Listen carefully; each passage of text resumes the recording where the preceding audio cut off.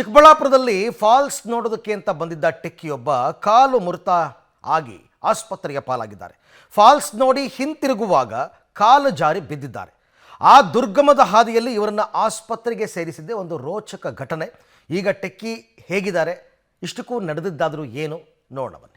ಜಲಪಾತ ನೋಡಲು ಬಂದು ಕಾಲು ಮುರಿದುಕೊಂಡ ಟೆಕ್ಕಿ ಫಾಲ್ಸ್ ನೋಡಿ ಹಿಂದಿರುಗುವಾಗ ಜಾರಿ ಬಿದ್ದು ಅವಘಡ. ಕಾಡಿನ ದುರ್ಗಮ ಹಾದಿಯಲ್ಲಿ ಹರಸಾಹಸ ಪಟ್ಟು ಆಸ್ಪತ್ರೆಗೆ ರವಾನೆ. ಹೀಗೆ ಮೈದುಂಬಿ ಹರಿತಾ ಇರೋ ಜಲಪಾತ ನೋಡಲು ಆಗಮಿಸಿ ಕಾಲು ಜಾರಿ ಬಿದ್ದು ಗಾಯಗೊಂಡಿರೋ ಮಹಿಳಾ ಟೆಕ್ಕಿ. ಏನು ಕಾಡಿನ ದುರ್ಗಮ ಹಾದಿಯಲ್ಲಿ ಹರಸಾಹಸ ಪಟ್ಟು ಆಸ್ಪತ್ರೆಗೆ ಸಾಗಿಸ್ತಿರೋ ಸ್ಥಳೀಯರು ಹಾಗೂ ಆಂಬ್ಯುಲೆನ್ಸ್ ಚಾಲಕ.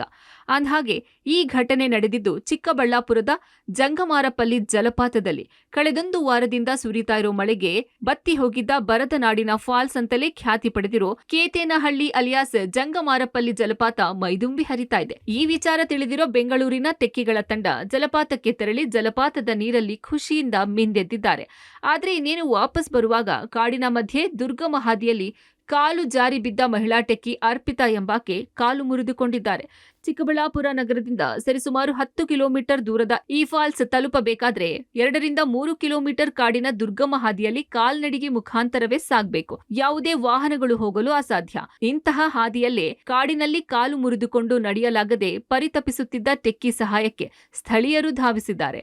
ಕೂಡಲೇ ಶಾಸಕ ಪ್ರದೀಪ್ ಈಶ್ವರ್ ಸೇವೆಯ ಅಮ್ಮ ಆಂಬ್ಯುಲೆನ್ಸ್ಗೆ ಕರೆ ಮಾಡಿ ವಿಷಯ ತಿಳಿಸಿದ್ದಾರೆ. ಸಾಕಷ್ಟು ಹರಸಾಹಸ ಪಟ್ಟು ಅಮ್ಮ ಆಂಬ್ಯುಲೆನ್ಸ್ ಮೂಲಕ ಟೆಕ್ಕಿಯನ್ನ ಆಸ್ಪತ್ರೆಗೆ ದಾಖಲಿಸಿದ್ದಾರೆ.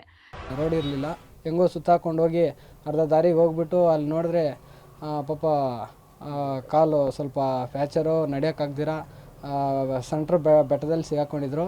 ಆಮೇಲೆ ಗಾಡಿಯಲ್ಲಿ ಸ್ಟ್ರೆಚರ್ ತಗೊಂಡು ಅಲ್ಲಿಂದ 2.5-3 ಕಿಲೋಮೀಟ್ರ್ ಆಗಿತ್ತು.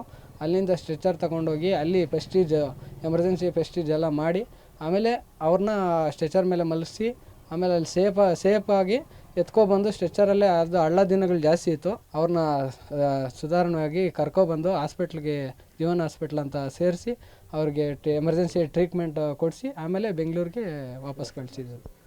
ಇಳಿಯುವಾಗ ಕಾಲು ಜಾರಿಬಿಟ್ಟು ಸ್ವಲ್ಪ ಪ್ಯಾಚರ್ ಆಗಿದೆ, ಬಿದ್ದೋಗಿದ್ದಾರೆ, ಕಾಲು ಮುರಿದಿದೆ.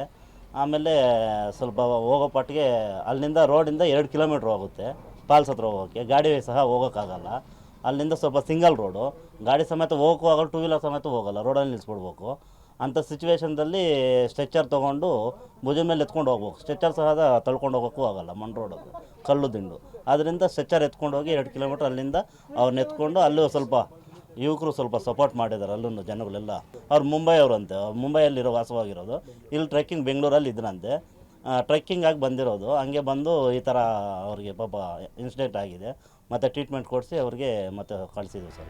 ಕಾಡಿನ ದುರ್ಗಮ ಹಾದಿಯಲ್ಲೇ ಸ್ಥಳೀಯ ಯುವಕರು ಹಾಗೂ ಆಂಬ್ಯುಲೆನ್ಸ್ ಚಾಲಕ ಸೇರಿದಂತೆ ಚಿಕ್ಕಬಳ್ಳಾಪುರ ನಗರ ಠಾಣಾ ಪಿಎಸ್ಐ ನಂಜುಂಡಯ್ಯ ಮಹಿಳಾ ಟೆಕ್ಕಿ ಅರ್ಪಿತಾಳನ್ನ ಆಸ್ಪತ್ರೆಗೆ ಸೇರಿಸಿದ್ದಾರೆ.